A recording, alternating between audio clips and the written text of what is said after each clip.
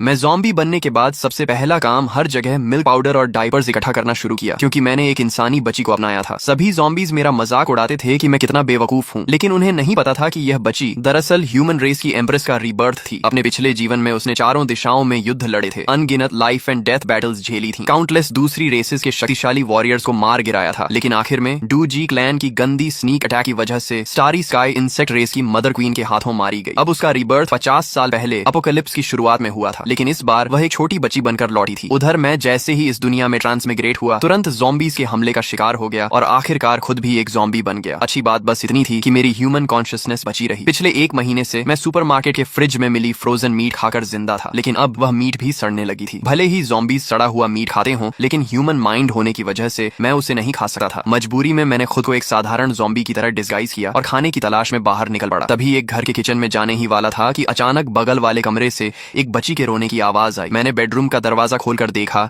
तो अंदर का कमरा बेहद आरामदायक और साफ सुथरा था, जो बाहर हॉल में फैले खून के धब्बों से बिल्कुल उल्टा था। बिस्तर पर करीब 6-7 महीने की एक बच्ची जोर जोर से रो रही थी। लगता था उसके माता पिता ने अपनी आखिरी सांसों में बेडरूम का दरवाजा बंद करके उसे बचाने की कोशिश की थी। उसी समय यून रुओक्शुए पूरी तरह निराश हो चुकी थी। बड़ी मुश्किल से उसे रीबर्थ मिला था, लेकिन सबसे पहले अपने माता पिता की जगह उसने एक ज़ॉम्बी को देखा। वह पहले से ही काफी देर से भूखी थी, ऊपर से इस वक्त का भयानक डर, हंगर और फियर दोनों के असर से वह बेहोश हो गई। उस छोटी बच्ची को देखकर मैं हैरान रह गया। वह सिर्फ 5-6 महीने की थी, लेकिन उसकी आंखों में उदासी और बेबसी साफ दिखाई दे रही थी। किसी वजह से मुझे उससे अपनापन महसूस हुआ। हम दोनों ही बिना वजह इस दुनिया में आ गए थे और बदकिस्मती से अपोकलिप्स का शिकार बने थे। मेरी आंखों के सामने अचानक आई यह नई जिंदगी अंधेरे में चमकती एक उम्मीद जैसी लगी, जिसने मुझे जीने का नया मकसद दे दिया। इसलिए मैंने तय किया कि मैं इस छोटी बच्ची को पालूंगा। लेकिन तभी मुझे एहसास हुआ कि वह भूख की वजह से बेहोश हो चुकी है और कमरे में रखा मिल्क पाउडर का डिब्बा भी पूरी तरह खाली था। मैंने फैसला किया कि बाहर जाकर मिल्क पाउडर ढूंढ कर लाऊंगा। मैंने बेडरूम का दरवाजा अच्छी तरह बंद किया, बच्ची को अंदर सुरक्षित रखा और दरवाजे के सामने सोफा लगाकर ज़ॉम्बीज के अंदर आने का रास्ता रोक दिया। किचन में काफी तलाश करने के बाद भी कुछ काम का नहीं मिला, इसलिए मुझे ऊपर की मंजिलों पर जाना पड़ा। तीसरी मंजिल के कॉरिडोर में सूखे हुए काले भूरे खून के निशान फैले हुए थे। जमीन पर पहचान में न आने वाले बॉडी पार्ट्स बिखरे पड़े थे। बिल्डिंग का मेन डोर खुला होने के बावजूद वहाँ इतनी बदबू थी कि सांस लेना मुश्किल था। कॉरिडोर में कई अधूरे शरीर वाले ज़ॉम्बीज भी घूम रहे थे, लेकिन अब मैं इन सब का आदी हो चुका था और चुपचाप घरों की सर्च करता रहा। लगातार कई किचन खंगालने के बाद भी मुझे मिल्क पाउडर नहीं मिला, सिर्फ थोड़ा सा पूरी तरह न सड़ा हुआ रॉ मीट मिला। आखिर जब मैं 5वीं मंजिल के एक घर में पहुंचा तो वहाँ की महिला ज़ॉम्बी बन चुकी थी और उसने अपने ही बच्चे को खा लिया था। मैं कुछ पल के लिए खामोश हो गया। अगर वह छोटी बच्ची भी बेडरूम में बंद न होती तो शायद उसका अंजाम भी यही होता। आखिरकार खुले हुए मिल्क पाउडर के 2 डिब्बे और करीब 2 किलो ऐसा रॉ मीट ढूंढ लिया जो अभी तक पूरी तरह सड़ा नहीं था। यून रुओक्शुए बेहोशी में ही महसूस कर रही थी कि उसके मुंह में दूध डाला जा रहा है। उसने इंस्टिंक्ट से दूध पीना शुरू किया। एनर्जी मिलने के बाद उसने बड़ी मुश्किल से आंखें खोली, लेकिन उसने देखा कि वह मरी नहीं थी, बल्कि एक ज़ॉम्बी बिल्कुल नैनी की तरह चम्मच से उसे दूध पिला रहा था। अपने पिछले जीवन की यादों में उसने हमेशा ज़ॉम्बीज को सिर्फ खून के प्यासे मॉन्स्टर्स के रूप में देखा था। उसने तो खुद भी अपने ज़ॉम्बी बन चुके साथियों को खत्म किया था। उसके मन में ख्याल आया, क्या यह ज़ॉम्बी मुझे बड़ा करके बाद में खा जाएगा? मुझे नहीं पता वह छोटी बच्ची क्या सोच रही थी, लेकिन उसे दोबारा आंखें खोलते देखकर मैंने राहत की सांस ली। हालांकि वह काफी समय से भूखी थी, इसलिए एक कटोरी मिल्क पाउडर पिलाने के बाद भी उसका पेट नहीं भरा। मैं आदत से उसे कुछ कहने ही वाला था, लेकिन तभी याद आया कि मैं ज़ॉम्बी हूँ। जैसे ही बोलने की कोशिश की, मेरे मुंह से सिर्फ एक धीमी गुर्राहट निकली। मैं चुप हो गया और बिना कुछ बोले लगातार 3 कटोरी मिल्क पाउडर बनाकर उसे पिलाया, तब जाकर उसका पेट भरा। मैंने मन ही मन सोचा कि बच्चे को पालना सच में आसान नहीं है। अब से मुझे ज्यादा मिल्क पाउडर जमा करना होगा। अच्छी बात यह थी कि मिल्क पाउडर लंबे समय तक खराब नहीं होता। पेट भरने के बाद यून रुओक्शुए आराम से बेबी क्रिब में लेट गई। उसे यह सब बेहद अजीब लग रहा था। मेरे शरीर से निकलने वाली ऑरा साफ बता रही थी कि मैं अभी अभी ज़ॉम्बी बना था और सिर्फ एक बेहद कमजोर फर्स्ट स्टेज ज़ॉम्बी था। इतने लो लेवल का ज़ॉम्बी किसी भी हालत में इंटेलिजेंस नहीं रख सकता था, इसलिए वह समझ ही नहीं पा रही थी कि आखिर यह सब कैसे हो रहा है। लेकिन पिछले जीवन में अनगिनत लाइफ एंड डेथ बैटल्स लड़ चुकी एम्प्रेस होने के कारण वह धीरे धीरे शांत हो गई। उसके मन में डर अभी भी था, लेकिन उसने सोचा कि अगर यह ज़ॉम्बी सच में उसे खाना चाहता भी है तो कम से कम वह भूखी नहीं मरेगी। कई दिनों की भूख और डर से उसके नर्व्स पूरी तरह तनाव में थे, लेकिन अब राहत मिलने पर वह गहरी नींद में सो गई। मैं उस छोटी बच्ची का सोता हुआ चेहरा देखकर मुस्कुरा दिया। इस दुनिया में आने के बाद पहली बार मुझे शांति और सुकून महसूस हुआ, लेकिन कुछ महीनों की बच्ची को यहाँ अकेला छोड़ देना मतलब उसकी मौत तय थी, इसलिए मैंने उसे अपने साथ ले जाने का फैसला किया। ये 7 मंजिला पुरानी रेजिडेंशियल बिल्डिंग थी। दूसरी मंजिल बिल्कुल सुरक्षित नहीं थी, जबकि 7वीं मंजिल सबसे ऊपर होने की वजह से काफी सुरक्षित थी। शायद बिल्डिंग पुरानी होने के कारण यहाँ ज़ॉम्बीज ज्यादा नहीं थे, लेकिन जो थे वे बेहद भूखे थे। मैं उस छोटी बच्ची को लेकर खुलेआम घूमने की हिम्मत नहीं कर सकता था, इसलिए मैंने क्रोबार उठाया और रास्ते में मिलने वाले ज़ॉम्बीज को पीछे से चुपचाप खत्म करता गया। 7वीं मंजिल पर पहुंचकर मैंने उसे सुरक्षित रखा, फिर खुद नहाया और साफ कपड़े पहन ली। अब शरीर पर मौजूद घावों के निशान छोड़ दें तो मैं लगभग एक सामान्य इंसान जैसा ही दिखा था। सबसे बड़ी खुशी यह थी कि इस घर में मुझे बेबी प्रोडक्ट्स भी काफी मात्रा में मिल गए। शायद एपोकलिप्स शुरू होने पर यहाँ रहने वाला परिवार जल्दबाजी में सब छोड़कर भाग गया था। मैंने यह भी महसूस किया कि पिछले कुछ दिनों से लगातार घूमने फिरने की वजह से ज़ॉम्बी बनने के बाद जो मेरा शरीर बेहद अकड़ा हुआ था अब वह काफी फ्लेक्सिबल हो गया था। मैं कुछ आसान ह्यूमन मूवमेंट्स भी करने लगा था। हालांकि मुझे इस बात पर हैरानी हुई, लेकिन मैंने ज्यादा ध्यान नहीं दिया क्योंकि मेरा पूरा ध्यान यून रुओक्सुए पर था। जब मैं डायपर लेकर उसे बदलने जा रहा था तभी यून रुओक्सुए के दिमाग में एक चौंकाने वाला ख्याल आया। पहले उसे सिर्फ इस बात पर हैरानी थी कि मैं उसे खाना खिला रहा हूँ, लेकिन अब जब उसने मुझे डायपर बदलने की तैयारी करते देखा तो उसे पूरा यकीन हो गया कि मैंने अपनी ह्यूमन कॉन्शियसनेस संभाल कर रखी है। उसने हमारी पहली मुलाकात को याद किया। उसे याद आया कि मैंने डोर हैंडल घुमाया था, क्रोबार से दरवाजा खोला था, मिल्क पाउडर बनाकर उसे पिलाया था। यह सब किसी सामान्य फर्स्ट स्टेज ज़ॉम्बी के इंस्टिंक्ट नहीं हो सकते थे। अब उसे पूरा भरोसा हो गया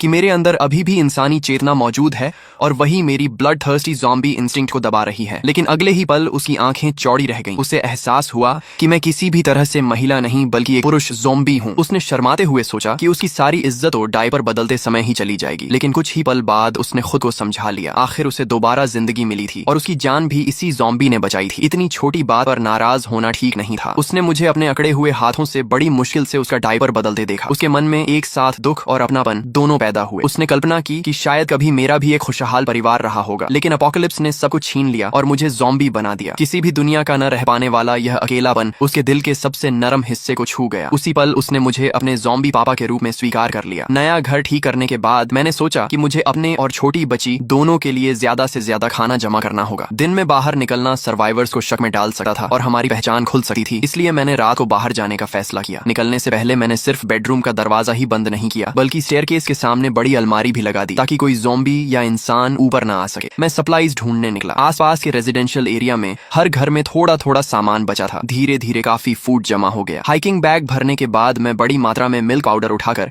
अंधेरे में आगे बढ़ा। तभी अचानक मुझे कुछ अजीब महसूस हुआ। मैंने ऊपर देखा तो आसमान में चमकता चांद पूरी तरह ब्लड रेड हो चुका था। उसी समय यून रुओक्सुए की नींद खुली। उसने देखा कि घर में कोई नहीं है। वह आराम से डायपर गीला करने ही वाली थी कि खिड़की से बाहर ब्लड मून दिखाई दिया। उसने तुरंत समझ लिया कि अब पूरी दुनिया के एवोल्यूशन का दौर शुरू होने वाला है। मुझे भी ब्लड मून देखकर हैरानी हुई, लेकिन यह ज़ॉम्बी एपोकलिप्स की दुनिया थी और मैंने साइंस फिक्शन मूवीज में ऐसा सीन पहले देखा था, इसलिए मैंने जल्दी ही इसे स्वीकार कर लिया और सोचा कि एपोकलिप्स में ऐसा होना स्वाभाविक है। मैं लगातार सप्लाईज उठाकर घर पहुंचाता रहा। मैंने सिर्फ फूड ही नहीं बल्कि बुक्स तक उठानी शुरू कर दी। लेकिन चौथी बार सामान उठाते समय अचानक मेरे शरीर में अजीब बदलाव होने लगे। मेरे बर्फ जैसे ठंडे शरीर के अंदर अचानक जलती हुई गर्मी फैलने लगी। यह एहसास मेरे लिए अजनबी भी था और परिचित भी, जैसे मैं दोबारा इंसान बन रहा हूँ। लेकिन अगले ही पल मेरे दिमाग में असहनीय खुजली और दर्द शुरू हो गया। ऐसा लगा जैसे मेरा ब्रेन फट जाएगा। मुझे लगा कि शायद मेरी ह्यूमन कॉन्शियसनेस खत्म होने वाली है और मैं हमेशा के लिए सिर्फ ब्लड थर्स्टी ज़ॉम्बी बन जाऊंगा। मैं बुरी तरह घबरा गया। सिर्फ मैं ही नहीं बल्कि ब्लड मून की रोशनी में बाकी ज़ॉम्बीज भी उसी बदलाव से गुजर रहे थे। दूसरी तरफ मूनलाइट में नहाए सर्वाइवर्स के शरीर भी गर्म होने लगे। उनके शरीर में ब्लड फ्लो तेज हो गया, बोन्स मजबूत होने लगी और बेडरूम में मौजूद यून रुओक्सुए भी ब्लड मून की लाल रोशनी से घिर गई। उसका छोटा सा शरीर कांपने लगा और पूरे शरीर में तेज गर्मी फैल गई। पता नहीं कितना समय बीत गया, लेकिन आखिरकार मुझे होश आया। आसपास सब कुछ पहले जैसा ही था, लेकिन जैसे ही मैं चला मुझे महसूस हुआ कि मेरा शरीर पहले से कहीं ज्यादा एजाइल हो चुका है। अब मैं पहले जैसा अकड़ा हुआ ज़ॉम्बी नहीं रहा। मैंने देखा कि मेरे शरीर पर फैली काली नसें हल्की पड़ चुकी थीं, सिर पर दोबारा बाल उग आए थे और सड़क पर घूमने वाले बाकी ज़ॉम्बीज भी पहले जितने डरावने नहीं दिख रहे थे। उनमें अब थोड़ी बहुत इंसानों जैसी शक्ल दिखाई देने लगी थी। मेरे मन में उम्मीद जगी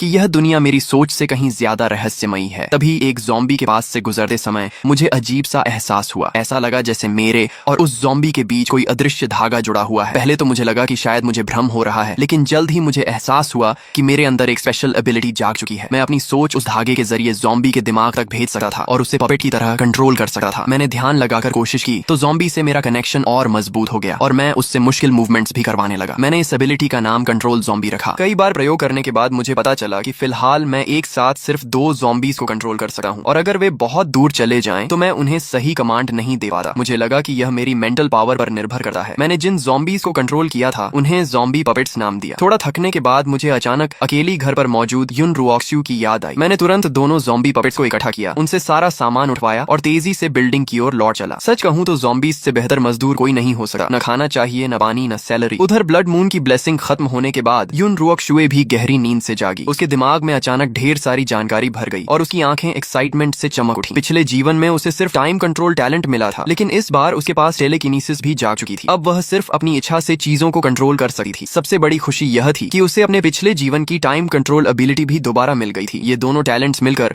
उसे भविष्य का सबसे शक्तिशाली वॉरियर बना सकते थे। पिछले जीवन में सिर्फ टाइम कंट्रोल के दम पर वह ह्यूमन एम्प्रेस बनी थी, लेकिन इस जन्म में डबल टैलेंट मिलने का मतलब था कि अटैक और डिफेंस दोनों में वह अजेय बन सकती थी। उसने अपनी नई एबिलिटीज इस्तेमाल करने की कोशिश की, लेकिन उसका बेबी बॉडी अभी बहुत कमजोर था। कुछ ही देर में उसके सिर में तेज दर्द और कमजोरी शुरू हो गई। फिर भी उसकी कमजोर मेंटल पावर उसके आत्मविश्वास को नहीं तोड़ सकी। उसे पूरा यकीन था कि बड़े होने पर उसकी ताकत पिछले जीवन से भी कई गुना ज्यादा होगी और वह उस इंसेक्ट क्वीन को भी हरा देगी जिसने पिछले जन्म में उसे मार डाला था। तभी बाहर से आवाज आई। यून रुओक्शुए मुस्कुराई और समझ गई कि उसका ज़ॉम्बी पापा वापस आ गया है। अब उसके मन में यह जानने की उत्सुकता थी कि ह्यूमन कॉन्शियसनेस वाला ज़ॉम्बी ब्लड मून के बाद क्या इंसानों की तरह कोई स्पेशल एबिलिटी भी जागा होगा। उधर मैंने देखा कि स्टेयरकेस के सामने रखी अलमारी अपनी जगह से नहीं हिली थी, तो मैंने राहत की सांस ली। इस दुनिया में आने के बाद पहली बार मुझे किसी की चिंता हुई थी। मैंने जल्दी से अलमारी हटाई, बेडरूम का दरवाजा खोला और अंदर दौड़ गया। वहाँ यून रुओक्शुए जाग रही थी और चुपचाप मेरी तरफ देख रही थी, जबकि मैंने आज तक कभी लव भी नहीं किया था, लेकिन इस वक्त पहली बार मुझे सच में पापा बनने का एहसास हो रहा था। इसके बाद मैं किचन में गया, लेकिन पानी और बिजली दोनों बंद थे, इसलिए मैंने मिनरल वाटर से ही छोटी बच्ची के लिए मिल्क पाउडर तैयार किया। जब मैं दूध घोल रहा था तब यून रुओक्शुए भी अपने ज़ॉम्बी पापा को ध्यान से देख रही थी। उसने महसूस किया कि ब्लड मून के बाद मेरे अंदर कुछ बदलाव जरूर आए हैं, हालांकि वे ज्यादा बड़े नहीं थे। अब मैं पहले से थोड़ा ज्यादा इंसानों जैसा दिखने लगा था, लेकिन यह बदलाव उसके पिछले जीवन में देखी गई ज़ॉम्बी एवोल्यूशन से बिल्कुल अलग था। पिछले जन्म में ज़ॉम्बीज कई अलग अलग टाइप्स में एवोल्यूशन करते थे, जैसे टैंक टाइप ज़ॉम्बी जिनका शरीर बेहद विशाल और ताकतवर हो जाता था, उनकी डिफेंस असाधारण होती थी और वे बैटलफील्ड में मेन बैटल टैंक की तरह सर्वाइवर्स के लिए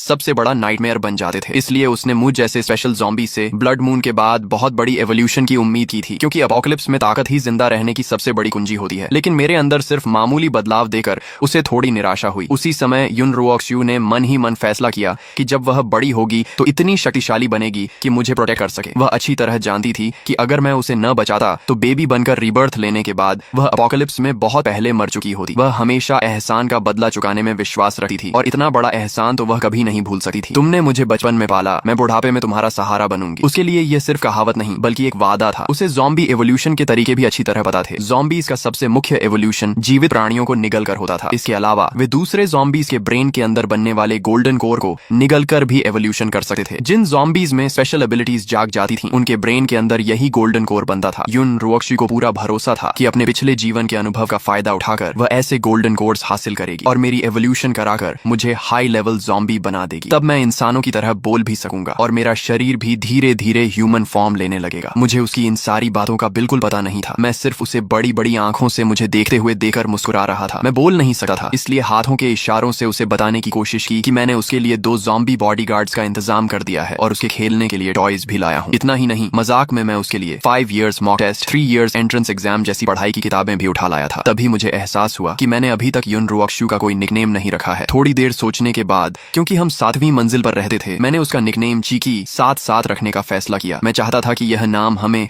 हमेशा 7वीं मंजिल पर बने हमारे छोटे से घर की खूबसूरत याद दिलाता रहे। रात भर इकट्ठा किए गए सप्लाईज को देखकर मैं काफी संतुष्ट था। मुझे लगा कि यह सामान मेरे और चीकी दोनों के लिए काफी लंबे समय तक चलेगा। लेकिन अपोकलिप्स की अनिश्चितता को देखते हुए मैंने तय किया कि कुछ दिन घर के अंदर ही रहकर हालात का ऑब्जर्वेशन करूंगा और पूरी तरह सुरक्षित होने के बाद ही दोबारा बाहर निकलूंगा। मैं लिविंग रूम में गया और वहां से लगभग आधा मीटर लंबी स्टील मचेटी उठा ली। मुझे नहीं पता इस घर का मालिक पहले क्या काम करता था, लेकिन उसके पास इतनी लंबी और बेहद तेज मचेटे होना वाकई हैरान करने वाला था। मैंने कभी स्वॉर्ड्समैनशिप नहीं सीखी थी, लेकिन ज़ॉम्बी बनने के बाद मिली असाधारण फिजिकल स्ट्रेंथ की वजह से मैं आसानी से मचेटी घुमा सकता था। मार्शल आर्ट्स नॉवेल्स और मूवीज में देखे हुए मूव्स को याद करके मैं लिविंग रूम में प्रैक्टिस करने लगा। मुझे पूरा यकीन था कि अब मचेटे हाथ में होने पर मैं अकेले कई दुश्मनों का सामना आसानी से कर सकता हूँ। उधर जब मैं ब्लेड प्रैक्टिस कर रहा था, उसी समय यून रुओक्शुए थोड़ी देर आराम करने के बाद अपनी एबिलिटी की प्रैक्टिस कर रही थी। उसकी टेलीकिनेसिस से एक सिल्वर नीडल हवा में लगातार इधर उधर उड़ रही थी। इसी तरह देखते देखते 2 दिन बीत गए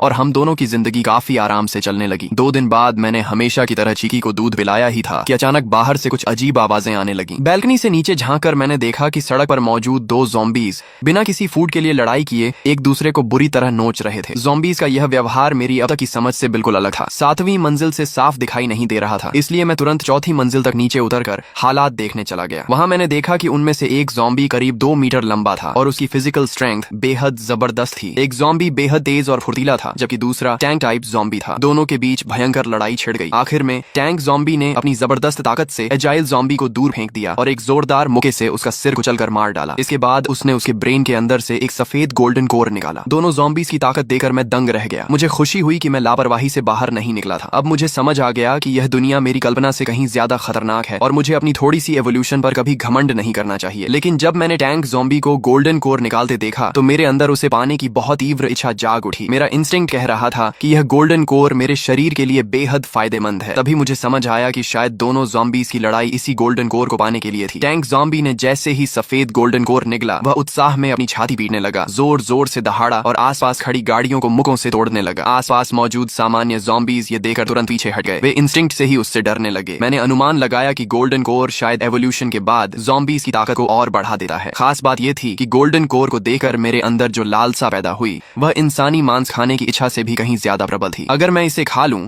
तो मेरी ज़ॉम्बी कंट्रोल एबिलिटी जरूर और मजबूत हो जाएगी। लेकिन फिलहाल मैं उस टैंक ज़ॉम्बी का मुकाबला नहीं कर सकता था। तभी मेरी नजर किचन में रखे गैस सिलेंडर पर पड़ी और मेरे दिमाग में उसे चालाकी से हराने का प्लान आ गया। उधर यून रुओक्शु ने भी बाहर का शोर सुन लिया। वह नीचे का दृश्य नहीं देख सकती थी, लेकिन अपने पिछले जीवन के अनुभव से उसने समझ लिया कि ब्लड मून के बाद पूरी दुनिया एवोल्यूशन के सबसे तेज दौर में प्रवेश कर चुकी है। ज़ॉम्बीज और म्यूटेंट बीस्ट ताकत हासिल करने के लिए एक दूसरे को मार रहे होंगे, जबकि ह्यूमन सर्वाइवर्स गोल्डन कोर्स की तलाश में होंगे। बाद के समय में इंसानों ने कल्टीवेशन मेथड्स भी विकसित कर लिए थे। अपने पिछले जीवन में ह्यूमन एम्प्रेस रही यून रुओक्शु ने सबसे शक्तिशाली ग्लेज्ड ब्रीदिंग टेक्निक की साधना की थी। वह जानती थी कि उसका ज़ॉम्बी पापा एक लो लेवल ज़ॉम्बी होने के कारण अपोकलिप्स में ज्यादा समय तक जीवित नहीं रह पाएगा, इसलिए उसे जल्द से जल्द खुद मजबूत बनकर हम दोनों की रक्षा करनी होगी। भले ही उसका शरीर अभी बेबी का था, लेकिन वह फिर भी ग्लेज्ड ब्रीदिंग टेक्निक की प्रैक्टिस कर सकती थी। ब्लड मून के बाद हवा में फैले एनर्जी पार्टिकल्स को उसने अपने शरीर में खींचना शुरू किया। टेक्निक चलाते ही उसका छोटा सा शरीर कांपने लगा और एनर्जी धीरे धीरे उसके अंदर समाने लगी। यून रुओक्शु खुश थी कि उसे एपोकलिप्स के शुरुआती दौर में ही इस टेक्निक से कल्टीवेशन करने का मौका मिल गया। बड़ी मात्रा में एनर्जी पार्टिकल्स उसके शरीर में समा गए, जिससे उसकी बोन्स और मजबूत हो गई और उसकी कमजोर टेलीकिनेसिस भी पहले से काफी ताकतवर हो गई। जब मैं नीचे से वापस बेडरूम में आया तो मैंने उसे कांपते हुए देखा। मुझे लगा कि शायद उसे ठंड लग गई है या बुखार आ गया है, इसलिए मैंने जल्दी से उसके ऊपर ब्लैंकेट डाल दिया। यून रुओक्शु की साधना टूट गई। उसने मेरी चिंतित शक्ल देखी तो मुस्कुरा दी और पहली बार उसे अपने ज़ॉम्बी पापा का सच्चा फादरली लव महसूस हुआ। पिछले जीवन में वह ऑर्फनेज में बड़ी हुई थी और उसने कभी माता पिता का प्यार नहीं पाया था। यह उसकी जिंदगी का पहला मौका था जब उसे पिता का स्नेह मिला। उसे सुरक्षित देखकर मैंने राहत की सांस ली और फिर बाहर मौजूद टैंक ज़ॉम्बी को खत्म करने की स्ट्रेटजी बनाने लगा। इतना खतरनाक खतरा ज्यादा दिन जिंदा नहीं छोड़ा जा सकता था। शाम होते ही मैंने अपने पहले ज़ॉम्बी पपेट को भेजा ताकि वह शॉप के अंदर गोल्डन कोर की ताकत बचा रहे टैंक ज़ॉम्बी को उकसा सके। ज़ॉम्बी पपेट ने फ्लावर पॉट उठाकर टैंक ज़ॉम्बी पर फेंका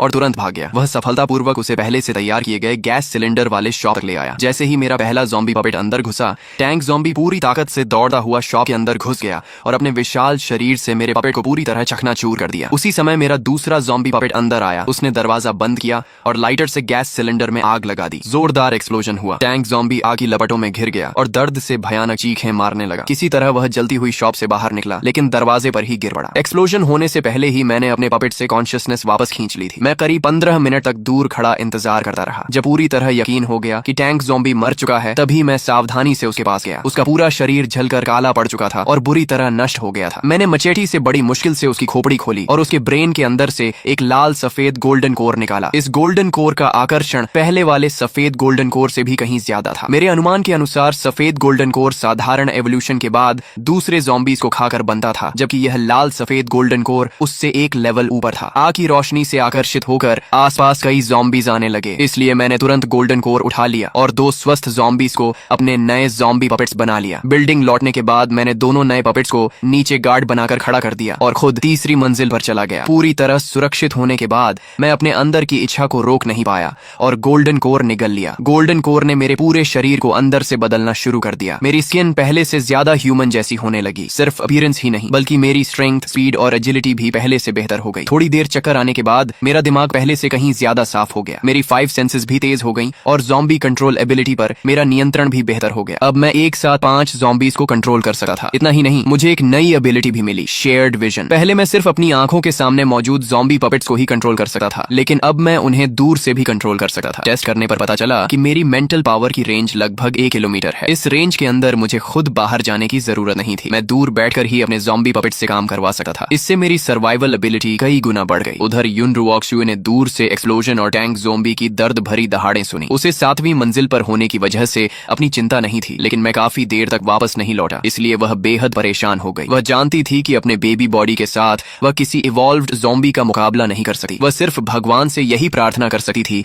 कि उसका ज़ॉम्बी पापा सुरक्षित लौट आए। चिंता की वजह से वह ग्लेज्ड ब्रीदिंग टेक्निक पर भी ध्यान नहीं लगा पा रही थी। तभी बाहर दरवाजा खुलने की आवाज आई। युन रुओक्शुए ने राहत की सांस ली और उसके चेहरे पर मुस्कान आ गई। आखिर ताला खोलकर अंदर आने वाला उसका ज़ॉम्बी पापा ही हो सकता था। जब मैं वापस आया और उसे मुस्कुराते देखा तो मेरा दिल भी खुश हो गया। अब मेरी ताकत पहले से बढ़ चुकी थी और मैं उसे बेहतर तरीके से प्रोटेक्ट कर सकता था। मैं खुशी खुशी किचन में गया और उसके लिए मिल्क पाउडर बनाया। उसे मीठे स्वाद से दूध पीते देखकर मुझे लगा जैसे मेरे इस सड़े हुए ज़ॉम्बी शरीर में फिर से जिंदगी लौट आई हो। अगले 2 दिनों तक मैं अपनी टेलीकिनेसिस से ज़ॉम्बी पपेट्स को आसपास सप्लाईज इकट्ठा करने भेजता रहा। मैंने नीचे की कई मंजिलों को वेयर हाउस बना दिया। बेबी प्रोडक्ट्स, फूड और ज़ॉम्बीज से लड़ने वाले कई टूल्स भी जमा हो गए। हमारी जिंदगी हर दिन लगभग एक जैसी थी, लेकिन फिर भी मुझे बेहद संतोष मिलता था क्योंकि मैं महसूस कर सकता था कि मेरी ताकत लगातार बढ़ रही है। दूसरी तरफ युन रुओक्शुए रोज मिल्क पीने के बाद ग्लेज्ड ब्रीदिंग टेक्निक की प्रैक्टिस करती रहती। कभी कभी उसे लिविंग रूम से हल्की हल्की आवाजें सुनाई देती। पिछले कुछ दिनों की घटनाओं को जोड़कर उसने अंदाजा लगाया कि मैं शायद किसी सुपर ज़ॉम्बी से मिल चुका हूँ। वह अच्छी तरह जानती थी कि इवॉल्व्ड ज़ॉम्बीज की ताकत सामान्य ज़ॉम्बीज से कई गुना ज्यादा होती है। इस नई दुनिया में साधारण ज़ॉम्बीज सबसे नीचे थे। उन्हें ह्यूमन सर्वाइवर्स, दूसरे ज़ॉम्बीज और म्यूटेंट बीस्ट्स तीनों से खतरा था। उसे इस बात ने बहुत भावुक कर दिया कि इतनी मुश्किल परिस्थितियों में भी मैं उसकी देखभाल करना नहीं भूला। अपोकलिप्स में इंसानों की ह्यूमैनिटी खत्म होती देख चुकी युन रुओक्शु को मेरा इंसानियत बचाए रखना किसी चमत्कार से कम नहीं लगा। कई दिनों की प्रैक्टिस के बाद उसकी टेलीकिनेसिस इतनी मजबूत हो गई कि वह सिल्वर नीडल को बिजली जैसी स्पीड से चला सकती थी। टाइम कंट्रोल एबिलिटी के साथ मिलकर वह बिना आवाज किए किसी की भी हत्या कर सकती थी। लेकिन वह यहीं रुकना नहीं चाहती थी। अपोकलिप्स में जिंदा रहने के लिए उसे और भी ज्यादा ताकतवर बनना था। उसी समय मैंने ज़ॉम्बी पपेट्स को आसपास की बिल्डिंग्स में सप्लाईज ढूंढने भेजा। एक घर में रहने वाला इंसान शायद मार्शल आर्ट्स का शौकीन था। वहां मुझे कई फाइटिंग टेक्स्ट बुक्स मिली जिनमें अलग अलग क्लोज कॉम्बैट टेक्निक्स लिखी थी। ज़ॉम्बी एवोल्यूशन के बाद मेरी फिजिकल स्ट्रेंथ पहले ही सामान्य इंसानों से कहीं ज्यादा हो चुकी थी। अब शरीर पहले जैसा अकड़ा हुआ भी नहीं था, इसीलिए मैं इन मुश्किल फाइटिंग मूव्स को आसानी से सीख और इस्तेमाल कर सकता था। ज़ॉम्बीज का लड़ने का तरीका भले ही जंगली और सीधा होता हो, लेकिन इंसानों द्वारा विकसित मॉडर्न कॉम्बैट टेक्निक्स कहीं ज्यादा वैज्ञानिक और असरदार थी। भले ही मेरी मुख्य ताकत ज़ॉम्बी कंट्रोल थी, लेकिन मुझे लगता था कि अच्छी फाइटिंग स्किल्स मेरी फिजिकल लिमिटेशंस को भी पूरा कर सकती हैं। साथ ही ज़ॉम्बी होने की वजह से मुझे काटे जाने का डर भी नहीं था, इसलिए मैं वेपन्स का इस्तेमाल और भी प्रभावी तरीके से कर सकता था। कुछ बेसिक कॉम्बैट टेक्निक्स सीख लेने के बाद मैंने कॉम्बैट ट्रेनिंग शुरू करने के बाद अपने ज़ॉम्बी पपेट्स को 6ठी मंजिल के लिविंग रूम में लाया। टेलीकिनेसिस कंट्रोल हटाते ही वे सीधे मेरे स्पारिंग पार्टनर्स बन गए। आखिर ज़ॉम्बी अगर मार्शल आर्ट्स सीख जाए तो उसे रोकना लगभग नामुमकिन होता है, लेकिन लगातार प्रैक्टिस के बाद मुझे एहसास हुआ कि सिर्फ थियोरी पढ़ने और खुद से प्रैक्टिस करने से असली लड़ाई नहीं जीती जा सकती। सिर्फ रियल कॉम्बैट ही डिस्टेंस का सही अंदाजा, ओपोनेंट की रिएक्शन पढ़ना और सही जजमेंट जैसी स्किल्स विकसित कर सकता है। लगातार प्रैक्टिस के बाद मेरी फाइटिंग स्किल्स में जबरदस्त सुधार हुआ। अब मैं सामने से हमला करने वाले सामान्य ज़ॉम्बीज का भी आसानी से सामना कर सकता था। मैं एक बिल्कुल बिगिनर फाइटर से एक स्किल्ड फाइटर बन चुका था। इतना ही नहीं, मैंने पाया कि मैं एक साथ कई काम कर सका हूँ। एक तरफ मैं खुद फाइटिंग प्रैक्टिस करता था, दूसरी तरफ टेलीकिनेसिस से ज़ॉम्बी पपेट्स को कंट्रोल करके सप्लाईज भी इकट्ठा करवाता था और शेयर्ड विजन के जरिए आसपास की पूरी सिचुएशन पर नजर रखता था। तभी शेयर्ड विजन के जरिए मैंने सनशाइन कम्युनिटी की पहली बिल्डिंग की 3री मंजिल पर 2 ज़ॉम्बीज को इधर उधर घूमते देखा। अचानक उनके सामने एक ब्लड रेड शैडो बिजली जैसी स्पीड से गुजरी। उसकी स्पीड इतनी डरावनी थी कि अगर जमीन पर उसके निशान न दिखे तो मुझे लगा कि मेरी आंखों ने धोखा खाया है। मैंने तुरंत ज़ॉम्बी पपेट से उस ब्लड शैडो का पीछा करवाया। कुछ मिनट बाद आखिरकार वह क्रीचर साफ दिखाई दिया। उसका रूप बेहद भयानक था। उसके शरीर की स्किन लगभग पूरी उतर चुकी थी। उसके टीथ और टंग भी डरावने तरीके से बदल चुके थे। उसके दोनों हाथ और पैर म्यूटेंट बीस्ट के क्लॉज बन चुके थे। वह अब 2 पैरों पर खड़ा भी नहीं हो सकता था और सिर्फ 4 पैरों पर दौड़ता था, लेकिन उसकी स्पीड और एक्सप्लोसिव पावर अविश्वसनीय थी। वह दीवारों और सीलिंग पर भी आसानी से दौड़ सकता था। उस ब्लड ज़ॉम्बी को देखते ही मेरे ज़ॉम्बी पपेट्स भी इंस्टिंक्ट से डर गए। अगले ही पल उसने बिजली जैसी स्पीड से मेरे दोनों पपेट्स को सेकंडों में मार डाला। यह आखिर कैसा मॉन्स्टर था। कॉन्शियसनेस वापस अपने शरीर में लौटने के बाद भी मेरे मन में डर बना रहा। ब्लड मून के बाद कुछ ज़ॉम्बीज ने ऐसी एबिलिटीज हासिल कर ली थीं जो मेरी कल्पना से भी बाहर थीं। मेरी मौजूदा ताकत उनके सामने कुछ भी नहीं थी। अगर मैं अपने 5 ज़ॉम्बी पपेट्स को भी एक साथ भेज देता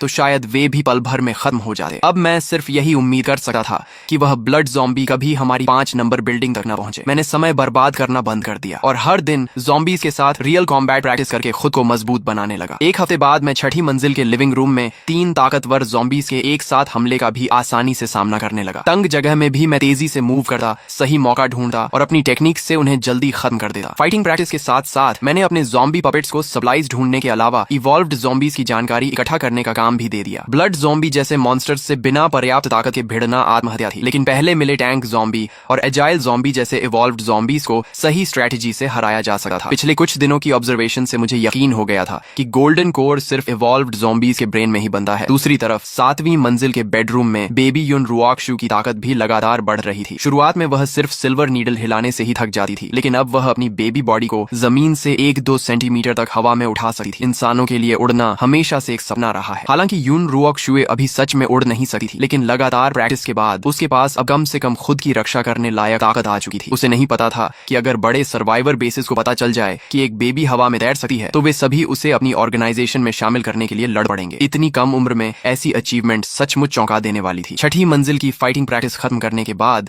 मैंने ज़ॉम्बी पपेट्स से मरे हुए ज़ॉम्बीज की सफाई करवाई। मैं ऊपर जाकर चीकी को मिल्क पाउडर पिलाने ही वाला था कि सप्लाईज इकट्ठा कर रहे एक ज़ॉम्बी पपेट ने अचानक नई जानकारी भेजी। ज्यादा दूर नहीं, एक दुबला लेकिन बेहद तेज एजाइल ज़ॉम्बी एक बेहद कमजोर ह्यूमन सर्वाइवर का पीछा कर रहा था। मैंने अपने ज़ॉम्बी पपेट्स को सामान्य ज़ॉम्बीज की तरह डिस्गाइज करके उचित दूरी पर आधे घेराव की फॉर्मेशन में धीरे धीरे उस एजाइल ज़ॉम्बी की तरफ बढ़ाया जो आराम से इंसानी मांस खा रहा था। मैंने यह स्ट्रेटेजी इसलिए चुनी क्योंकि एजाइल ज़ॉम्बी की स्पीड बहुत ज्यादा थी। अगर मैं बिना सोचे समझे हमला करता तो मेरे सारे ज़ॉम्बी पपेट्स खत्म हो सकते थे। जैसे ही हमारे बीच की दूरी लगभग 10 मीटर रह गई, मैंने अचानक पांचों ज़ॉम्बी पपेट्स को चार्ज करने का आदेश दिया। एजाइल ज़ॉम्बी ने अपनी स्पीड के दम पर ज्यादातर हमलों से बच लिया, लेकिन मेरी हाफ एनसर्कलमेंट स्ट्रेटेजी की वजह से उसकी दाहिनी बांह और पीठ पर गहरे घाव लग गए। हालांकि मेरे एक ज़ॉम्बी पपेट की फायर एक्स उसकी पसलियों में फंस गई और गुस्से में एजाइल ज़ॉम्बी ने उसका सिर चीरकर उसे तुरंत मार डाला। मैंने तुरंत 2 ज़ॉम्बी पपेट्स को सामने से हमला करने भेजा ताकि उसका ध्यान भटक जाए, जबकि बाकी 2 पपेट्स ने पीछे से दोबारा हमला किया। एजाइल ज़ॉम्बी ने सामने वाले पपेट्स को पीछे धकेल दिया, लेकिन वह कमर पर हुए जोरदार हॉरिजॉन्टल स्लैश से नहीं बच सका और उसके शरीर का बड़ा हिस्सा कट गया। घायल होने के बाद उसने और भी तेज स्पीड से हमला किया और एक और ज़ॉम्बी पपेट का सिर तोड़ दिया, लेकिन बाकी तीनों ज़ॉम्बी पपेट्स बिना रुके उस पर टूट पड़े। आखिरकार एजाइल ज़ॉम्बी लगातार होती फायर एक्स की बारिश से नहीं बच पाया और वहीं मारा गया। उसे मारने के बाद मैंने बचे हुए ज़ॉम्बी पपेट्स से उसके ब्रेन से गोल्डन कोर निकलवाया और तुरंत उन्हें लेकर बिल्डिंग वापस लौट आया। वापस पहुंचकर मैंने ज़ॉम्बी पपेट्स को नीचे गार्ड पर लगा दिया और खुद गोल्डन कोर लेकर ऊपर चला गया। मैंने देखा कि यह भी पहले वाले की तरह सफेद था जिसमें हल्की सी लाल चमक थी। इसका मतलब यह एजाइल ज़ॉम्बी भी पहले किसी गोल्डन कोर को निगल चुका था। मैंने बिना देर किए गोल्डन कोर निगल लिया। एक बार फिर शक्तिशाली एनर्जी मेरे पूरे शरीर में फैल गई। एवोल्यूशन पूरी होने के बाद मेरी ताकत में जबरदस्त बढ़ोतरी हुई। अब मैं एक साथ 10 ज़ॉम्बी पपेट्स को कंट्रोल कर सकता था और मेरी कंट्रोल रेंज बढ़कर 3000 मीटर हो गई थी। अपनी नई ताकत से उत्साहित होकर मैंने ज़ॉम्बीज के झुंड में से 10 मजबूत ज़ॉम्बीज चुने, उन्हें फायर फाइटिंग सूट पहनाए और एक बेहद ताकतवर ज़ॉम्बी स्क्वाड तैयार कर लिया। इस स्क्वाड को देखकर मेरे अंदर आत्मविश्वास भर गया। मैंने कल्पना करनी शुरू कर दी कि एक दिन मैं विशाल ज़ॉम्बी आर्मी बनाऊंगा। अपनी टेलीकिनेसिस और अनगिनत ज़ॉम्बी पपेट्स के सहारे चारों दिशाओं में लड़ाइयां जीतूंगा। मैंने तो मास आर्मी स्ट्रेटेजी तक सोच ली थी, लेकिन मैं पहली बिल्डिंग में मौजूद उस भयानक ब्लड मॉन्स्टर को नहीं भूला था। आज एजाइल ज़ॉम्बी से लड़ने के बाद उसकी तुलना में वह ब्लड मॉन्स्टर और भी ज्यादा डरावना लगने लगा। भले ही अब मेरे पास 10 ज़ॉम्बी पपेट्स थे, लेकिन उसके बारे में जानकारी बहुत कम थी, इसलिए जीत की कोई गारंटी नहीं थी। मैंने तय किया कि कुछ दिन बाद फिर उससे मुकाबला करके उसकी असली ताकत का अंदाजा लगाऊंगा। आखिर वह एक टाइम बॉम्ब की तरह था जिसके रहते मैं चैन से नहीं रह सकता था। अगले 3 दिनों में मैंने छठी मंजिल को पूरी तरह ट्रेनिंग रूम में बदल दिया। लगातार कॉम्बैट प्रैक्टिस के दौरान मुझे महसूस हुआ कि एवोल्यूशन के बाद मेरी फिजिकल एबिलिटी हर पहलू में पहले से कहीं बेहतर हो गई है। मैंने संतोष से सिर हिलाया। अब मेरा शरीर सच में एपोकलिप्स सर्वाइवर जैसा लगने लगा था। ट्रेनिंग खत्म होने के बाद मैंने ज़ॉम्बी पपेट से बैटलफील्ड साफ करवाया, अपने शरीर से खून धोया और 7वीं मंजिल पर चीकी को मिल्क पाउडर पिलाने चला गया। उसके मासूम चेहरे की मुस्कान देखकर मैं भी अनायास मुस्कुरा दिया। अब उसकी एपेटाइट पहले से काफी बढ़ गई थी। उसे दूध पिलाने के बाद मैं बाहर से लाइट टॉयज से उसे खिलाने लगा। यून रोक्शुए मुझे अपनी अनाड़ी हरकतों से उसे हंसाने की कोशिश करते देखकर मन ही मन बेबस हो गई। बाहर से वह एक बेबी थी, लेकिन अंदर से वह एक मैच्योर, काल्म और निर्णायक ह्यूमन एम्प्रेस थी। फिर भी उसने सोचा कि यह उसके ज़ॉम्बी पापा का प्यार है, इसलिए उसने मुस्कुराकर मेरा साथ दिया। लेकिन जैसे ही मैंने उसकी मुस्कान देखी, मैं उसे हंसाने के लिए और ज्यादा मेहनत करने लगा। यून रोक्शुए की आंख तक फड़क गई। आखिर उसने मन ही मन कहा, रहने दो, इसे ही अपनी टेलीकिनेसिस की प्रैक्टिस समझ लेती हूँ। उसके साथ खेलने के बाद मैंने पहली बिल्डिंग वाले ब्लड मॉन्स्टर की ताकत पर रखने का फैसला किया। मैंने 10 लंबे चौड़े ज़ॉम्बी पपेट्स चुने, उन्हें फायर फाइटिंग सूट्स पहनाए, लेकिन मुझे लगा कि अभी भी तैयारी अधूरी है। तभी मुझे सड़क के मोड़ पर मोटरसाइकिल शॉप याद आई। मैं ज़ॉम्बी पपेट्स को लेकर वहां गया, दुकान का दरवाजा तोड़ा और हर पपेट को फुल फेस मोटरसाइकिल हेलमेट पहना दिया। आखिर ज़ॉम्बीज का सबसे बड़ा वीक पॉइंट उनका सिर ही होता है। शरीर चाहे कितना भी फट जाए, जब तक सिर सुरक्षित रहे वे लड़ सकते थे। पूरी तैयारी के बाद मैंने इस नए ज़ॉम्बी स्क्वाड को दूर से कंट्रोल करते हुए पहली बिल्डिंग की ओर भेज दिया। मेरी टेलीकिनेसिस की रेंज 3000 मीटर थी, लेकिन मैं जानता था कि क्लोज कॉम्बैट में ब्लड मॉन्स्टर के सामने खुद जाना अभी भी खतरे से खाली नहीं था। इसलिए मैं 5 नंबर बिल्डिंग में ही सुरक्षित रहकर पूरे ऑपरेशन को कमांड करने लगा। ज़ॉम्बी स्क्वाड पहली मंजिल से हर कमरे और हर कोने की सावधानी से सर्च करता हुआ आगे बढ़ा। खासकर सीलिंग पर विशेष ध्यान दिया जा रहा था ताकि दीवारों और छत पर चलने वाला ब्लड मॉन्स्टर अचानक हमला न कर सके। जल्दी ही 4 मंजिलों की सर्च पूरी हो गई, लेकिन ब्लड मॉन्स्टर कहीं दिखाई नहीं दिया। किसी को नहीं पता था कि वह स्पाइडर की तरह 5वीं मंजिल के एक ब्लाइंड स्पॉट में चिपका हुआ इंतजार कर रहा था। जैसे ही मेरे ज़ॉम्बी पपेट्स ऊपर पहुंचे, उसने अचानक हमला कर कर दिया। पहले ही वार में उसने दरवाजे के सबसे पास वाले ज़ॉम्बी पपेट को दूर उड़ा दिया। अच्छी बात यह रही कि हेलमेट की वजह से उसका सिर नहीं फूटा। मैंने तुरंत पूरे ज़ॉम्बी स्क्वाड को काउंटर अटैक का आदेश दिया और सभी ने फायर एक्सिस से हमला शुरू कर दिया। अगर इस समय युन रुओक्सुए वहां होती तो वह तुरंत पहचान लेती कि यह ब्लड मॉन्स्टर दरअसल अपोकलिप्स का मशहूर लिकर ज़ॉम्बी था। अपने पिछले जीवन में उसने देखा था कि अपोकलिप्स के शुरुआती दौर में इसी मॉन्स्टर ने ह्यूमन सर्वाइवर्स का भारी कत्लेआम किया था। गुस्से में लिकर ज़ॉम्बी ने अपने तेज क्लॉज से कई ज़ॉम्बी पपेट्स को दूर फेंक दिया, लेकिन मेरे कंट्रोल में होने के कारण वे अपनी चोटों की परवाह की बिना उसके क्लॉज से चिपक गए। उसी समय बाकी ज़ॉम्बी पपेट्स ने फायर एक्सिस से उसके सिर पर लगातार वार किए। लिकर ज़ॉम्बी घिर गया। उसने छलांग लगाकर निकलने की कोशिश की, लेकिन फिर भी कई वार उसके शरीर पर लगे। मैंने सभी ज़ॉम्बी पपेट्स को एक ही जगह लगातार हमला करने का आदेश दिया। आखिर 3 ज़ॉम्बी पपेट्स ने मिलकर उसकी एक पूरी बांह काट डाली। घायल लिकर ज़ॉम्बी तुरंत सीलिंग पर चढ़ गया। मैंने ज़ॉम्बी पपेट्स से उस पर फायर एक्सिस फेंकवाई, लेकिन उसकी स्पीड इतनी ज्यादा थी कि मेरे लो लेवल ज़ॉम्बी पपेट्स का एम और थ्रोइंग पावर दोनों कम पड़ गए। लिकर ज़ॉम्बी ने खिड़की का ग्लास तोड़ा, बिल्डिंग की बाहरी दीवार पर छलांग लगाई और पल भर में आंखों से ओझल हो गया। मैंने मन ही मन खुद को कोसा कि मैंने उसकी ताकत को कम आंका था। इतनी तैयारी के बाद भी मैं उसे पकड़ नहीं पाया। उसकी स्पीड इतनी ज्यादा थी कि वह बिल्डिंग की बाहरी दीवार पर भी जमीन की तरह दौड़ सकता था। उसके इस तरह बच निकलने का मतलब था कि अब वह सतर्क हो चुका है और शायद बदला लेने भी लौट सकता है। मुझे खुशी थी कि हेलमेट्स की वजह से मेरे ज़ॉम्बी पपेट्स का नुकसान कम हुआ, लेकिन अब मेरी सबसे बड़ी चिंता यही लिकर ज़ॉम्बी था। अगर वह किसी दिन चुपचाप हमारी 5 नंबर बिल्डिंग तक पहुंच गया और उसे चीकी मिल गई तो वह बाहर की दीवार चढ़कर सीधे 7वीं मंजिल तक पहुंच सकता था और उसे रोकना लगभग असंभव होता। मैंने तुरंत खुद को शांत किया और डिफेंस प्लान बनाया। मैंने 3 सबसे मजबूत ज़ॉम्बी पपेट्स को पूरी तरह इक्विप करके 5 नंबर बिल्डिंग में लगातार पेट्रोल पर लगा दिया, ताकि अगर लिकर ज़ॉम्बी चुके से अंदर घुसे तो मुझे तुरंत पता चल जाए। बाकी ज़ॉम्बी पपेट्स को मैंने दूसरे इवॉल्व्ड ज़ॉम्बीज की तलाश में भेज दिया। 2 गोल्डन कोर्स निकलकर ताकत बढ़ने पर मैं बहुत खुश था, लेकिन लिकर ज़ॉम्बी ने मुझे एहसास करा दिया कि मैं अभी भी इस दुनिया में बहुत छोटा खिलाड़ी हूँ। उधर 7वीं मंजिल के बेडरूम में युन रुओक्सुए अपनी टेलीकिनेसिस से 2 क्लॉथ डॉल्स को हवा में लगातार उड़ा रही थी। ह्यूमन एम्प्रेस होने के नाते उसे ऐसे टॉयज बिल्कुल पसंद नहीं थे, लेकिन वह मेरा दिल नहीं तोड़ना चाहती थी। बाद में उसे एहसास हुआ कि क्लॉथ डॉल्स से टेलीकिनेसिस की प्रैक्टिस भी काफी अच्छी हो जाती है। तभी उसे महसूस हुआ कि मैं वापस आ गया हूँ। उसने तुरंत दोनों डॉल्स को अपनी बाहों में पकड़ लिया। जब भी मैं उसे खुशी से खेलते देखा, मेरे अंदर का सारा तनाव खत्म हो जाता। मैंने मन ही मन सोचा, चीकी, यह दुनिया बहुत अंधेरी और टूटी हुई है। उम्मीद है कि जब तुम बड़ी होगी तो इस दुनिया से नफरत नहीं करोगी। तुम हमेशा ऐसे ही बेफिक्र मुस्कुराती रहो। मैं चाहता हूँ कि हम दोनों इस एपोकलिप्स में हमेशा साथ जिंदा रहें। तभी मेरी नजर बेडरूम की खिड़की पर गई और मेरा चेहरा गंभीर हो गया। मैं तुरंत नीचे गया, लकड़ी के तख्ते और कीलें लाया और पूरी खिड़की को बंद करना शुरू कर दिया। युन रुओक्सु हैरानी से अपने ज़ॉम्बी पापा को देखती रही। पिछले कई दिनों से वह बाहर भी नहीं गया था और अब खिड़की भी बंद कर रहा था। उसने सोचा कि शायद उसके ज़ॉम्बी पापा को आखिरकार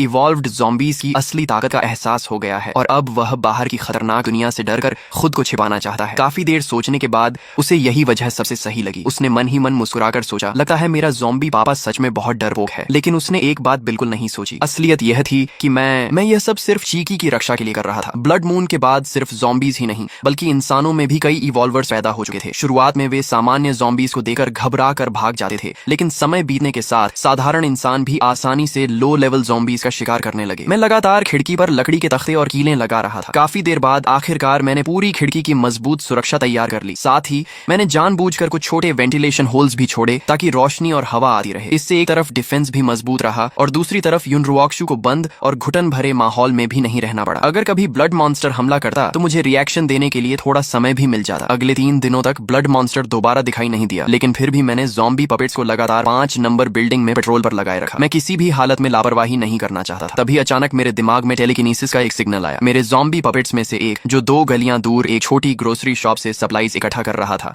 उसका सामना कुछ ह्यूमन सर्वाइवर्स से हो गया। शुरुआत में उन सर्वाइवर्स ने उसे साधारण ज़ॉम्बी समझा, लेकिन जैसे ही ज़ॉम्बी पपेट ने पलटकर उनकी तरफ देखा, वे घबरा गए। उनमें से एक मजबूत आदमी, जिसका नाम टीजू था, आयरन रॉड उठाकर सीधे ज़ॉम्बी पपेट की तरफ दौड़ा। मैंने तुरंत ज़ॉम्बी पपेट को फायर एक्स से उसका मुकाबला करने का आदेश दिया। जैसे ही दोनों भिड़े, मैं हैरान रह गया। मैंने जानबूझकर सबसे ताकतवर ज़ॉम्बीज को पपेट बनाया था और सामान्य ज़ॉम्बीज की फिजिकल स्ट्रेंथ भी इंसानों से ज्यादा होती थी, लेकिन मुझे उम्मीद नहीं थी कि टीजू की ताकत इतनी जबरदस्त होगी। उसकी आयरन रॉड से आया वार इतना भारी था कि ज़ॉम्बी पपेट का पूरा हाथ सुन्न हो गया। अगले ही वार में टीजू ने फायर एक्स दूर उड़ा दी और एक ही प्रहार में ज़ॉम्बी पपेट का सिर कुचल दिया। ज़ॉम्बी पपेट के गिरने के बाद टीजू उसके पास गया और हैरानी से बोला, यह दुनिया तो सच में पागल हो गई है। अब ज़ॉम्बीज भी वेपन्स इस्तेमाल करने लगे हैं। क्या यह किसी नई एवोल्यूशन का ज़ॉम्बी है? लेकिन उसने ज्यादा सोचने की बजाय अपने साथियों को जल्दी जल्दी सप्लाईज उठाने को कहा। उसे डर था कि कहीं कोई इवॉल्व्ड ज़ॉम्बी वहां ना आ जाए। अपने लीडर को एक ही वार में ज़ॉम्बी मारते देखकर बाकी लोग उसकी तारीफ करने लगे। अच्छा हुआ टीजू भाई हमारे साथ हैं, नहीं तो हमें इतना सारा फूड कभी नहीं मिलता। दूसरा बोला, इवॉल्व्ड ज़ॉम्बीज भी क्या कर लेंगे? टीजू भाई की पावर के सामने में तो एक ही डंडा काफी है। अपोकलिप्स में ताकतवर सहारा मिलना सबसे जरूरी था, इसलिए सभी लोग उसकी खुशामद करने में लगे थे। टीजू भी उनकी तारीफ सुनकर काफी खुश था। मुझे इस बात पर हैरानी हुई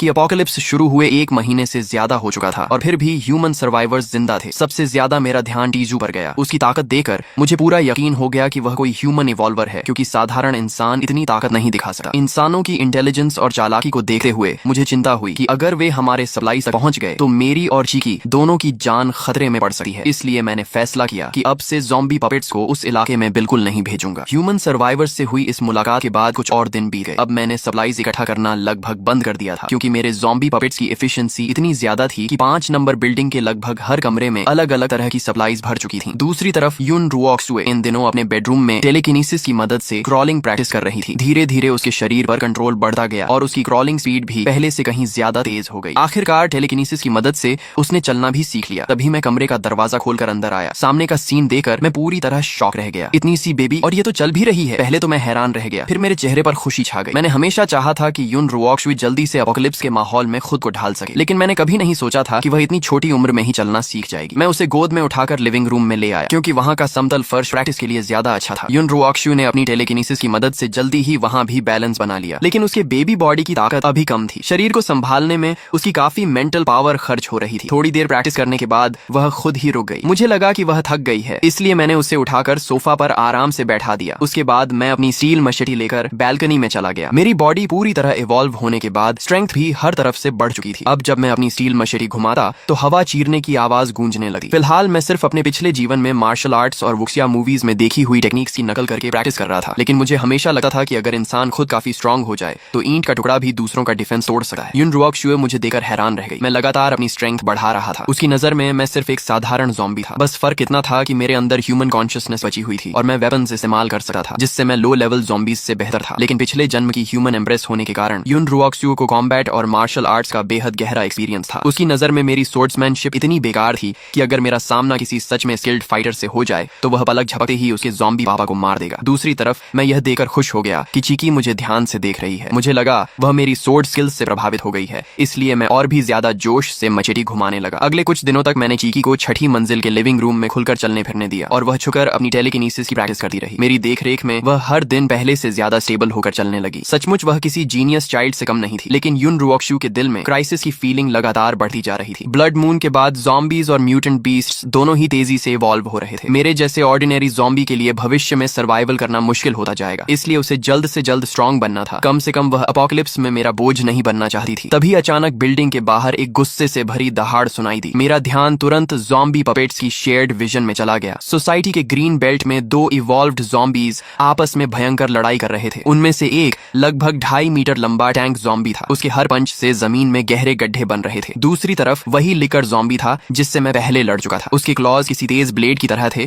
और उसकी स्पीड इतनी ज्यादा थी कि उसे देखना भी मुश्किल था। दोनों इवॉल्व्ड ज़ॉम्बीज बराबरी की लड़ाई लड़ रहे थे। मेरा दिल तेजी से धड़कने लगा। ये मेरे लिए सुनहरा मौका था। अगर दोनों एक दूसरे को कमजोर कर दें तो मैं आसानी से दोनों का फायदा उठा सकता था। मैं तुरंत कमरे से निकलकर नीचे गया और अपनी ज़ॉम्बी स्क्वाड इकट्ठा करने लगा। उधर युन रुओक्सुए बाहर की आवाज सुनकर परेशान हो गई। उसे मेरे ज़ॉम्बी पपेट्स कंट्रोल करने की एबिलिटी के बारे में कुछ पता नहीं था। उसे लगा मैं खुद जाकर इवॉल्व्ड ज़ॉम्बीज से लड़ने वाला हूँ, लेकिन वह खुद ठीक से चल भी नहीं सकती थी, इसलिए सिर्फ कमरे में बैठकर मेरी सलामती की दुआ कर सकती थी। नीचे पहुंचते ही मैंने अपने सभी ज़ॉम्बी पपेट्स को इकट्ठा किया। पूरी तरह आर्म्ड ज़ॉम्बी स्क्वाड धीरे धीरे ग्रीन बेल्ट की तरफ बढ़ने लगी। लंबी लड़ाई के बाद आखिर दोनों ज़ॉम्बीज बुरी तरह घायल हो चुके थे। लिकर ज़ॉम्बी ने टैंक ज़ॉम्बी का एक हाथ नोचकर अलग कर दिया और आखिरकार टैंक ज़ॉम्बी वहीं मर गया। लिकर ज़ॉम्बी मुश्किल से जीत पाया था और जैसे ही वह गोल्डन कोर निकालने झुका, मेरी ज़ॉम्बी स्क्वाड ने चारों तरफ से उसे घेर लिया। लिकर ज़ॉम्बी गुस्से से दहाड़ा और ज़ॉम्बी पपेट्स को डराकर भगाने की कोशिश की, लेकिन मेरे कंट्रोल में होने की वजह से उन पर उसके प्रेशर का कोई असर नहीं हुआ। मेरे स्टोन ज़ॉम्बी पपेट्स लगातार फायर एक्सिस से उस पर हमला करते रहे। खुली जगह होने की वजह से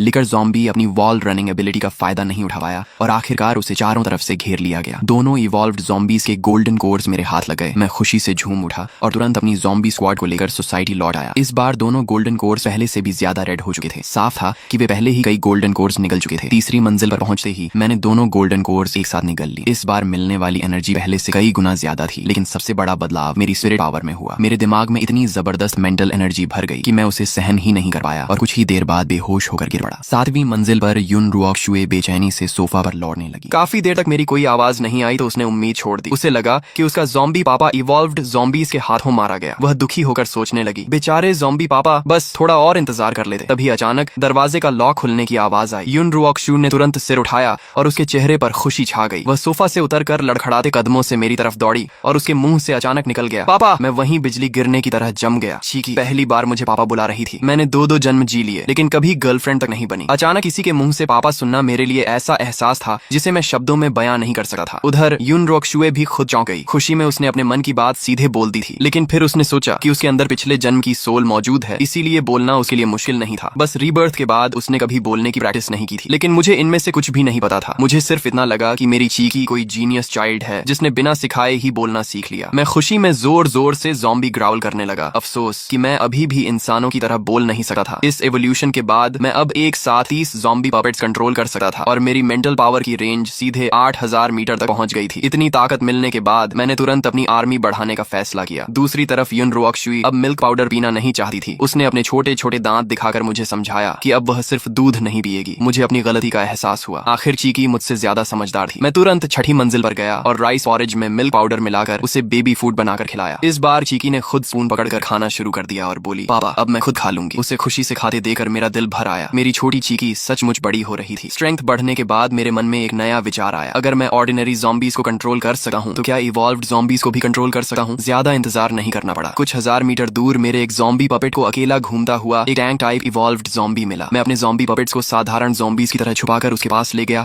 और 100 मीटर की दूरी से अपनी मेंटल पावर छोड़ी। उसकी मेंटल डिफेंस सामान्य ज़ॉम्बीज से कहीं ज्यादा मजबूत थी। शुरुआत में काफी रेजिस्टेंस मिला लेकिन मेरी नई स्पिरिट पावर उससे भी ज्यादा पावरफुल थी। आखिरकार मैंने उसकी डिफेंस तोड़ दी और उसे अपना ज़ॉम्बी पपेट बना लिया। मैंने उसका नाम दा बैंग रखा। उसका शरीर बेहद विशाल था और दोनों हाथ किसी लोहे के पिंजरे जैसे लगे थे। मैं हार्डवेयर स्टोर से 2 भारी आयरन हैमर्स उठा लाया जिनका वजन 100 किलो से भी ज्यादा था और उन्हें डबांग को दे दिया। जब वह दोनों हैमर्स घुमाता तो हवा तक कांप जाती। सोसाइटी के गेट पर उसे खड़ा कर दो तो वह किसी गार्डियन गॉड से कम नहीं लगता था। डबांग के आने के बाद मुझे पहली बार पूरी सिक्योरिटी महसूस हुई। इसके बाद मैंने एक स्पीड टाइप इवॉल्व्ड ज़ोंबी को भी अपने कंट्रोल में लिया और उसका नाम शांडियन लाइटनिंग रखा। उसकी स्पीड बहुत ज्यादा थी और वह ड्यूअल ब्लेड्स चलाने में माहिर था। इस तरह डा बैंग की स्लो स्पीड की कमी पूरी हो गई। एक टैंक, एक असैसिन और 20 से ज्यादा ऑर्डिनरी ज़ॉम्बी पपेट्स के साथ मुझे लगने लगा कि अब मैं अपोकलिप्स में आराम से राज कर सका हूँ। इसी दौरान डबैंग जब सप्लाईज ढूंढ रहा था तभी उसका सामना एक म्यूटेंट जायंट डॉग से हुआ। उसकी बॉडी लगभग 2 मीटर लंबी थी। पूरे शरीर पर काले और बेहद सख्त बाल थे और उसका शरीर किसी जंगली सुअर जितना मोटा था। अपोकलिप्स में यह पहली बार था जब मैंने किसी दूसरे म्यूटेंट क्रीचर को देखा। मैंने तुरंत डा बैंग को अटैक करने का आदेश दिया। उसने एक हैमर से जायंट डॉग का अगला पंजा तोड़ दिया और अगले वार में उसका सिर कुचल डाला। उसके दिमाग से भी एक व्हाइट गोल्डन कोर निकला। अब यह साफ हो गया कि म्यूटेंट बीस्ट के अंदर भी गोल्डन कोर बंधे हैं। मैं जायंट डॉग की बॉडी सोसाइटी वापस ले आया। उसका कुछ मीट मैंने खुद खाकर अपनी हंगर शांत की और बाकी डाबैंग को दे दिया। फ्रेश मीट खाने के बाद डाबैंग के घाव आंखों के सामने भरने लगे। म्यूटेंट डॉग और बाद में मिले एक और टैंक ज़ॉम्बी के गोल्डन कोर्स निगलने के बाद मेरी स्पिरिट पावर फिर बढ़ गई। लेकिन युन रुओक्शु को इन सब बातों का पता नहीं था। एक दिन जब मैं बाहर था वह चुके से नीचे उतर गई। उसने देखा कि तीसरी मंजिल से लेकर छठी मंजिल तक हर कमरा सप्लाईज से भरा पड़ा था। मिल्क पाउडर के पहाड़ लगे थे। मिनरल वाटर की बोतलें छत तक जमा थीं और बेबी प्रोडक्ट्स और फूड का तो हिसाब ही नहीं था। वह शॉक होकर बुदबुदाई, हे भगवान, ज़ॉम्बी पापा ने आखिर कितना सामान जमा कर रखा है। ये सब देखकर उसे अपने पहले वाले अंदाजे